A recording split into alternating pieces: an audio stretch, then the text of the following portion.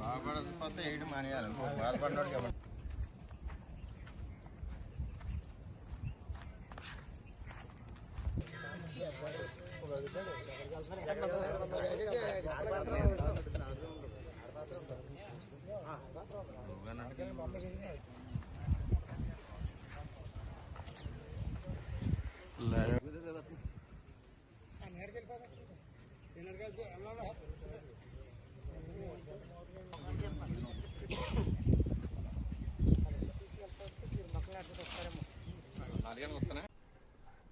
ఈరోజు ఎలాగుందంటే పోలీస్ కానీ రెవెన్యూ యంత్రాంగం కానీ రైతు తట్టడి మట్టి తవ్వుకుంటే 4 రోజులు పోలీస్ స్టేషన్లో ఉంటున్నాడు.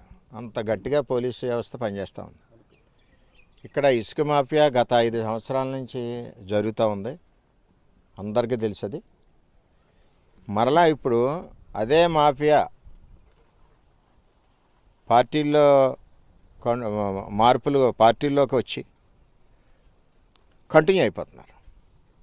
దీనివల్ల ఏమవుతుందంటే కూటమి ప్రభుత్వానికి చెడ్డ పేరు వస్తుంది.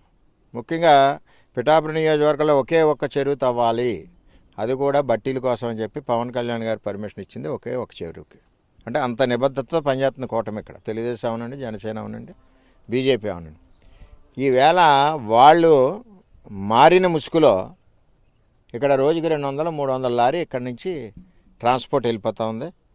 పోలీస్కి నేను గత 20 రోజుల నుంచి 2-3 సార్లు ఇంటిమేషన్ చేశాను. ఎందుకంటే స్థానిక గ్రామ ప్రజలందరూ కూడా రాత్రులు లారీలు పిల్లలది ఇబ్బంది పడే పరిస్థితి వస్తుందండి, లారీలు 150-200 లారీలు పైన పోతుంది అని చెప్తే, అంటే మన పోలీసుకి ఎలా ఉందంటే కొంచెం రాత్రులు రేజీకట కనపడదు, ఆ గ్లాసెస్ అయ్యి మరి కల్పించాలి. చేదంటే కనపడలేదంటే వాళ్ళకి కావాల్సింది వస్తున్నట్టు లెక్క పోలీస్ వ్యవస్థ. పవన్ కళ్యాణ్ గారు కూడా చెప్పారు వ్యవస్థ మారాలి, పోలీస్ వ్యవస్థ అని ఆయన కూడా చెప్పారు. చెప్పాక కూడా వీళ్ళకి అసలు భయం భక్తిగా 2 కూడా లేవు.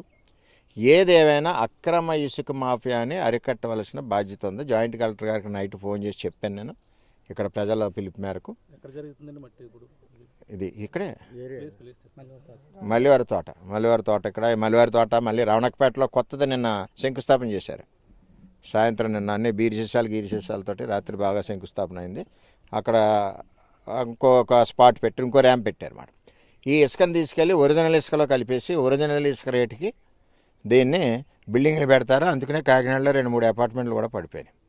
ఈ విధమైన ఈ మాఫియాని అరికట్టవలసిన బాధ్యత పోలీస్ యంత్రాంగం ఉంది. చట్టం ఉంది, రాత్రులు తవ్వకూడదని ఒక చట్టం ఉంది. రెవెన్యూ యంత్రాంగాన్ని ఇద్దరిది కూడా. నిన్న రెవెన్యూ యంత్రాంగం స్పందించారు. ఎవరు అక్కర్లేదు, పోలీస్ స్టేషన్ నుంచే మేము వచ్చేస్తున్నాను రా బాబు సర్దుకోండి అంటే సర్దుకున్నాం. నిన్న 20 లారీలు ఉన్నాయి. ఒక స్టేషన్కి ఇలా కౌరు చెప్పారు రెవెన్యూ వాళ్ళు, సెకండ్లో లారీలు ఇక్కడి నుంచి పోయినాయి, జేసీపీ మిగిలింది ఇక్కడ. అంటే ఈ విధంగా వ్యవస్థ ఉంది.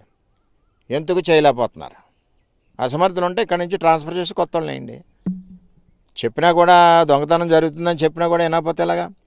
ఎట్టి పరిస్థితుల్లో ఇది ప్రభుత్వం మాది ఉంది కాబట్టి ప్రభుత్వాన్ని, కూటమి ప్రభుత్వాన్ని చెడ్డ పేరు రాకూడదు. ఎందుకంటే ఒరిజినల్ ఇసుక, గోదావరి ఇసుక అమ్ముతూ ఉంది, ఉచిత ఇసుక.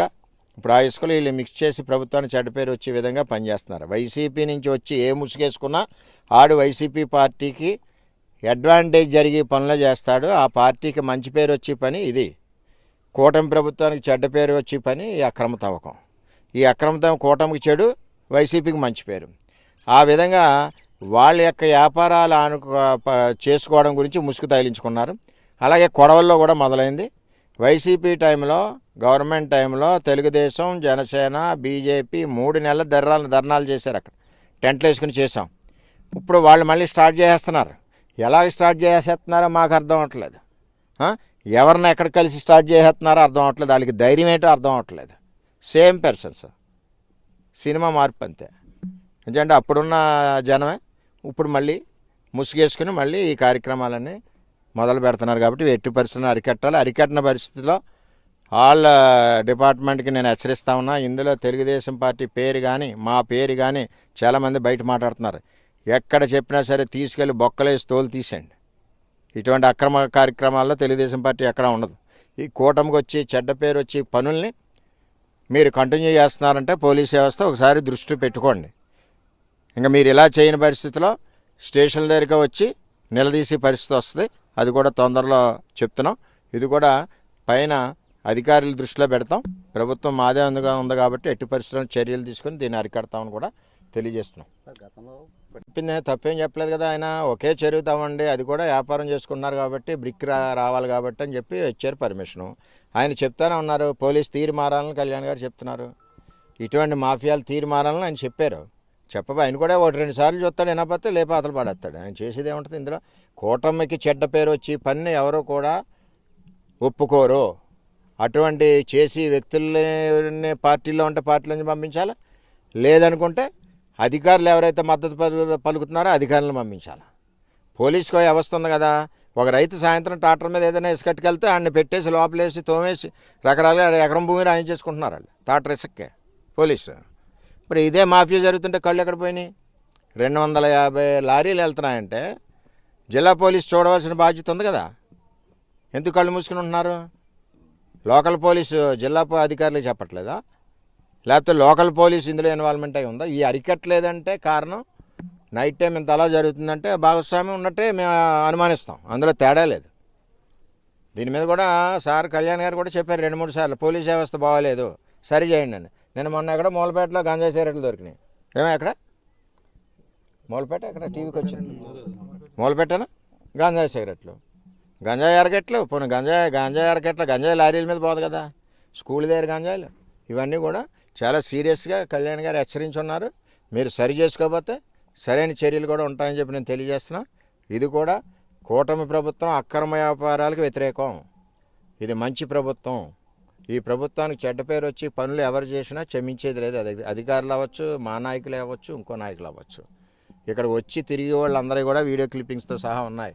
త్వరలోనే బయట పెడతాం అవసరం వచ్చినప్పుడు. గాంజాలో దొరికిన యువకులను కూడా బైండ్ ఓవర్ కేసు కట్టి మమ్మల్ని పెంచేశారు సార్ పోలీస్ వ్యవస్థ కూడా.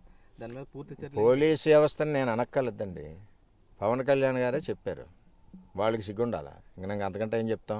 ఇప్పుడు చూస్తాడు ఆయన, ఇంకో 2-3 విషయాలు చూస్తాడు, 4వ విషయం ప్రచారం చేసేస్తారు.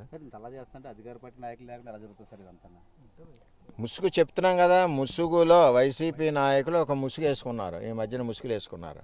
ఆ ముసుగులో చెడ్డ పేరు కూటమి ప్రభుత్వాన్ని తెస్తున్నారు. ఎట్టి పరిస్థితుల్లో ఇప్పుడు ప్రజల దృష్టికి వచ్చింది కాబట్టి, పార్టీల దృష్టికి కూటమి దృష్టికి వచ్చింది కాబట్టి చర్యలు కంపల్సరీగా ఉంటాయి. అందులో తేడా లేదు.